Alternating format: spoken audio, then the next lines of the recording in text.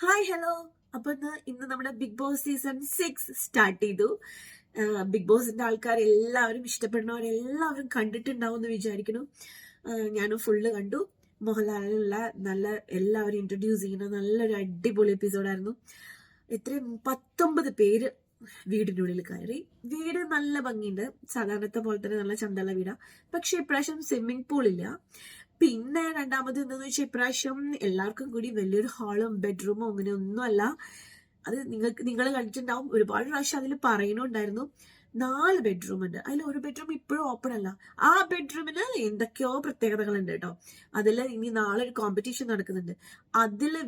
അതിൽ ആരാണോ ജയിക്കുന്നത് അവർക്ക് ഫുൾ പവർ കിട്ടും. അതായത് കുക്കിങ്ങിന്, ക്ലീനിങ് എല്ലാത്തിനുള്ള പവർ അവർക്കായിരിക്കും. അപ്പൊ ആ ടീമിലുള്ളവരായിരിക്കും ആ ബെഡ്റൂമിൽ കിടക്കുക തോന്നുന്നു. അങ്ങനെയൊക്കെയാണ്. അപ്പൊ ഇപ്രാവശ്യം അങ്ങനെ സുഖിച്ച് കിടക്കാനും വർത്താനം പറഞ്ഞ എല്ലാവർക്കും കൂടി ഇരിക്കാനൊന്നും പറ്റില്ല. ഇപ്രാവശ്യം എന്തൊക്കെയോ പ്രത്യേകതകളുണ്ട്. പിന്നെ 19 ആൾക്കാരെ നിങ്ങൾ കണ്ടിട്ടുണ്ടാവും. നമുക്ക് കുറെ പേരൊക്കെ നമുക്ക് അറിയുന്നവരാണ്, നമുക്ക് നല്ല പരിചയമുള്ളവരാണ്, കുറെ പേര് അറിയാത്തവരുണ്ട്. ആരൊക്കെ ഉള്ളതെന്നൊന്നും ഞാൻ ജസ്റ്റ് പറയാട്ടോ. ചിലപ്പോൾ കാണാത്തവരുണ്ടെങ്കിൽ അവർക്ക് മനസ്സിലാവാൻ വേണ്ടിയിട്ട് ഞാൻ ആരൊക്കെയാണ് ഉള്ളത് എന്ന് പറയാം.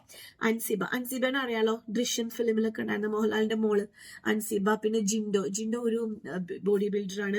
പിന്നെ യമുന റാണി സീരിയൽ ആക്ട്രസ് ആണ്. പിന്നെ ഋഷി നമ്മുടെ ഉപ്പുമുളകും മുടിയൻ. പിന്നെ ജാസ്മിൻ വ്ളോഗറാണ്, ബ്യൂട്ടി വ്ളോഗറാണ്. പക്ഷെ ജാസ്മിനെ ഇൻട്രൊഡ്യൂസ് ചെയ്തപ്പോൾ എന്തൊക്കെ പാരന്റൽ ഡിപ്രഷനെ കുറിച്ചിട്ട്, സൂയിസൈഡിനെ കുറിച്ച് എന്തൊക്കെ പാരന്റൽ ടിപ്പൊക്കെ പറയുന്നു. അതൊന്നും എനിക്കറിയില്ലായിരുന്നു.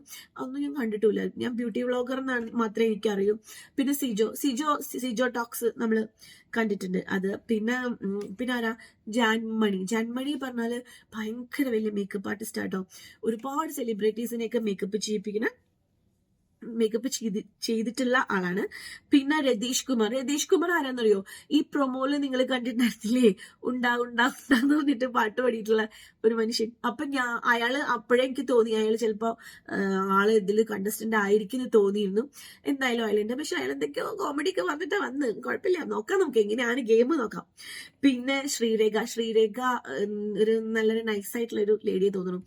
പിന്നെ ഒന്നും അറിയില്ല കേട്ടോ, ഇപ്പൊ ജസ്റ്റ് കണ്ട കാര്യം പറയണേ.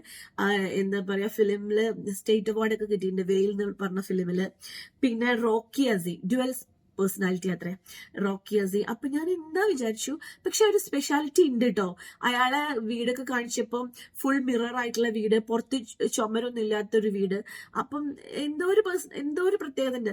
പിന്നെ മോനെ കാണിച്ചപ്പോൾ, മോനെ മാത്രമേ കാണിച്ചുള്ളൂ, വൈഫിനെ കാണിച്ചിട്ടില്ല. അപ്പൊ എന്തെങ്കിലും പ്രശ്നം ഉണ്ടാവുമായിരിക്കും. പക്ഷെ മോൻ നല്ലൊരു കുട്ടി, 7th പഠിക്കുന്ന ഒരു മോനൊക്കെ ഉണ്ട്. അപ്പൊ എനിക്ക് എന്തോ അയാൾ അടിപൊളി ആയിരിക്കും തോന്നുന്നു. അയാൾക്ക് ഡ്യുവൽ പേഴ്സണാലിറ്റി അല്ലേ. അപ്പൊ എന്തെങ്കിലുമൊക്കെ ചിലപ്പോൾ എന്തെങ്കിലുമൊക്കെ പ്രത്യേകത ഉണ്ടാവും. പിന്നെ നൂറ മുസ്കാൻ, എനിക്ക് അറിയില്ല, എനിക്കിപ്പോഴും പിടുത്തം കിട്ടിയിട്ടില്ല. ഒരു ഇൻഫ്ലുവൻസറാ, സോഷ്യൽ മീഡിയ ഇൻഫ്ലുവൻസറാ.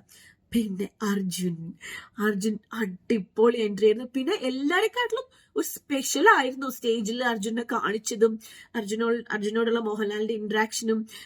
അപ്പൊ ജസ്റ്റ് ഭയങ്കര രസമുണ്ട് അർജുൻ. പിന്നെ പറയാതിരിക്കാൻ വയ്യ, ഭയങ്കര ഹാൻസം ആട്ടോ. എനിക്കൊരു ചെറിയ പ്രതീക്ഷയൊക്കെ ഉണ്ട്, അടിപൊളി ആയിരിക്കും തോന്നുന്നു. പിന്നെ ഭയങ്കര ആറ്റിറ്റ്യൂഡ്, ഭയങ്കര പേഴ്സണാലിറ്റി എല്ലാം ഉണ്ട് അർജുൻ.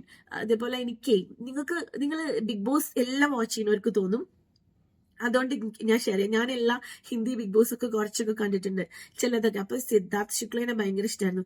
സിദ്ധാർത്ഥ് ശുക്ലയുടെ ഒരു ചെറിയൊരു ഷായ അർജുന് എനിക്ക് ഫീൽ ചെയ്തു. നിങ്ങൾക്ക് ഫീൽ ചെയ്തിട്ടുണ്ടെങ്കിൽ കമന്റ് ചെയ്യണം കേട്ടോ.